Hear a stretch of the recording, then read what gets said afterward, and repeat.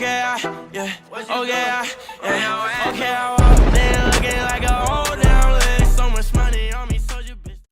What's up guys, it's your boy, and today I'm going to be teaching you guys how to make a really cool lightning effect. The first thing you're going to want to do is import your clip, your two effects, which will be linked in the description, and your tag.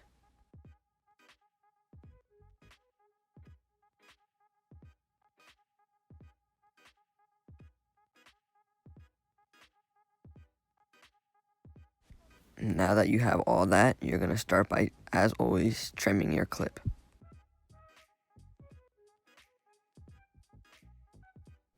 Trimming your clip is always preference, but you want to make sure that you have enough time in before the beat drop hits of your song.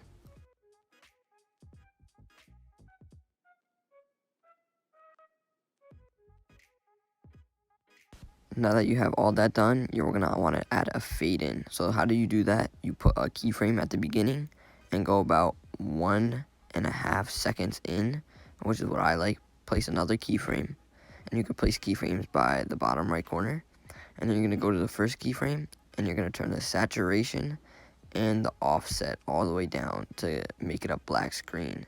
So when you play it back, you should, and I like to do the hue also to give it like a cool, like vibrant effect. So that's what it looks like when it fades in. Now you're going to want to place a keyframe right at where it's done fading in, so you know where to place your tag. Now go to your tag with your clips, and you can hold and drag it up into the top layer. Now what you're going to want to do is you're going to want to match it up with that keyframe, so as soon as it's done fading in, your tag will come right in.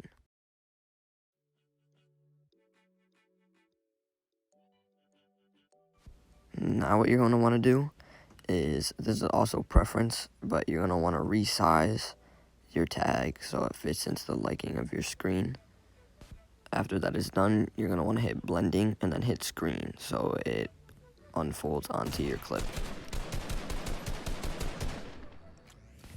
Another thing is that this lightning effect only does really look the best on a sniper kill. You can use it on other kills, but it will always look the best with a sniper elimination. The next thing that you're going to want to do is find not where you shoot the sniper bullet, but where the damage, so my 110 damage, pops up on the screen, and then you want to add a keyframe on that spot.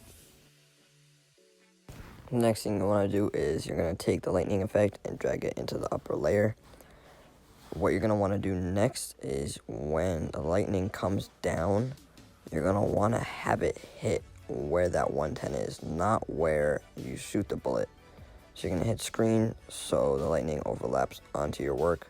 And if you make it bigger, in my preference, I think it looks better, because this part that branches off at the top, I feel just makes it look a lot worse. So you can just have that, and you can move it around. You can resize it so that the lightning comes down and strikes right where that 110 pops up, so it looks like it is literally hitting the character.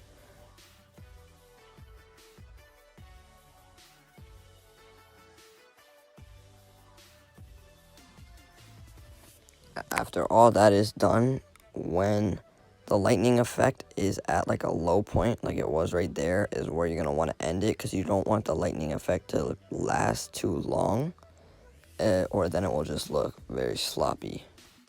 The next and most important part of this process is you're going to have to mask out parts of the lightning. So you see right now how it's overlapping onto our stair. Well, we want it to look as real as possible and want it to come behind it. So you're going to do that by clicking on it and hitting mask and adding keyframes where you would like with rectangle, and going along with the clip. And you're going to want to move it a little, place a keyframe, and drag your finger with the mask so it lines up with the stair so it looks as real as possible.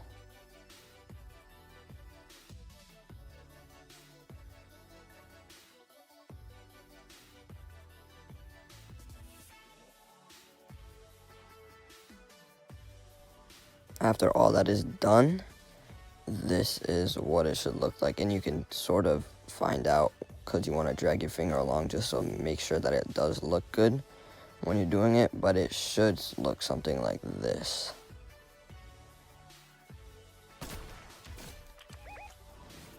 You're gonna want to re-watch it a couple of times just in case something looks off or something that you can do better, because you might always want to, like I just did, I extended the clip a little bit. You might want to fix some of the keyframes. Anything could be possible with the lightning effect. Next, you're going to want to drag your sound effect and you want to bring it up, and you want it a little bit delayed. So what you're going to want to do is click on it, go to audio, and then you're going to want to hit unlink, tap it, and then you can delete that picture, so it's just the audio. But you're going to want to play around with where the sound is a little bit, and always have it end at the end of your clip, so that when the lightning hits, you don't want them lined up, because when the thunder goes, you want the thunder to hit when the lightning hits and when the kill hits. So that's a good thing to keep in mind.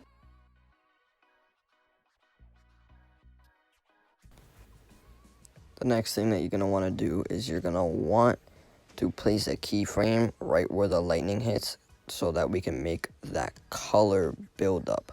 So you're going to go a little bit before it, and you're going to want to place another keyframe. And the rest is all about preference of what colors that you want, because everybody likes it like something different.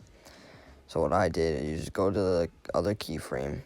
You want to place a keyframe right in front of that. So you're going to go back to the middle keyframe, and you're going to hit adjust, and you can sort of play around with what colors you want. You can follow what I did, or you can make your own. It's all about preference.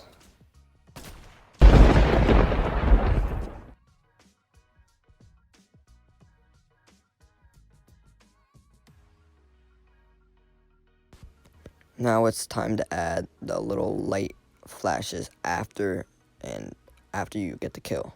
So you're going to want to place another keyframe right after the last one that you have. You want to go to the middle one. You're going to hit adjust. You are going to want to go to brightness, turn that up. Well, you don't even have to do brightness. You can just go to contrast or exposure, and you can turn that up a little bit to give it like a nice whitened glow effect when the lightning strikes.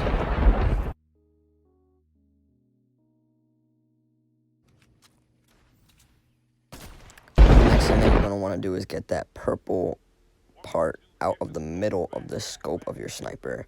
So you're going to want to split the clip where you go into the scope and right where you come out of the scope.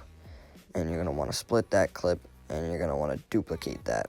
Drag the duplicate, and you're going to want to place it and line it up so perfectly above itself.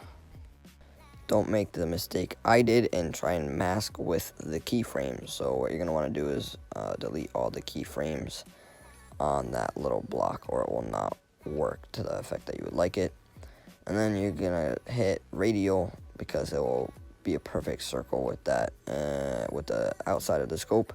And you're just going to place it, and you can resize it so that there is none of that purple glow inside the scope to give it more of a cooler effect.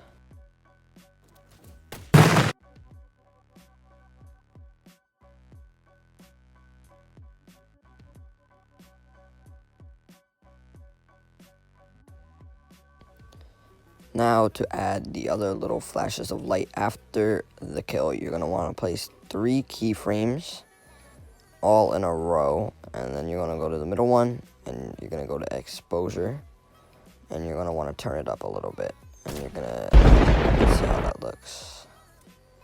Okay, so that looks like it's a little bit too fast, so I'm just going to spread out the keyframes a little bit more. Go to the middle one, exposure, and then you're just going to want to turn that up a little bit.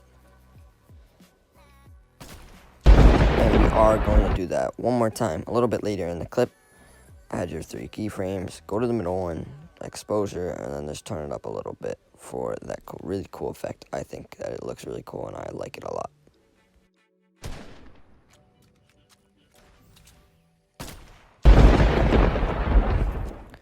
After you're all said and done, you are going to want to bring that last clip out a little bit so that you can fade out just like you faded in. But this is what it should look like right now. Where? there is any voice like that that you do not want, like I had in the end, you can always just split that clip, and then you can just mute the end of it, so that's not in the it's not in the clip anymore. Just like at the beginning, we are going to have a fade out, so it's basically exactly what we did in the beginning. It's just opposite. So we're going to go to the last keyframe, and we're going to turn down the saturation and the offset. Place another keyframe, and then you're going to change it back to normal. Now it is time to add our music, so let's go ahead and do that. I'm going to find your music. Once you get it, you're going to want to click on it. You're going to go to audio, and you're going to unlink that, and then you can delete the picture, and you're going to want to bring that in. And what you're going to want to do now is keyframe where the beat drops. This is very important. You always want to keyframe where the beat drops, and then you can trim a little bit off the end and line it up so that the keyframe is exactly where the lightning and when you get your kill. And for me, I ran into a little problem where the audio wasn't long enough in the beginning. So you could do is just fade it in a little bit, and it will have the same exact effect. Okay, I walked in looking like a old down list. So much money on me. Now what you're gonna want to do is you can just trim your song back into the end so that it's not 30 seconds longer than your clip. And you can have it just fade out, but have like the black screen go so you can hear the music a little bit after your clip. Once you do that, guys, you are done. So I hope you guys enjoyed today's video. If you are not already, please make sure to subscribe. I'm going to be doing more tutorials in the future. Make sure you guys smash that like button. Maybe we can get 50 likes on this video. Comment what tutorial I should do next. Thank you guys, and I'll see you guys in the next one.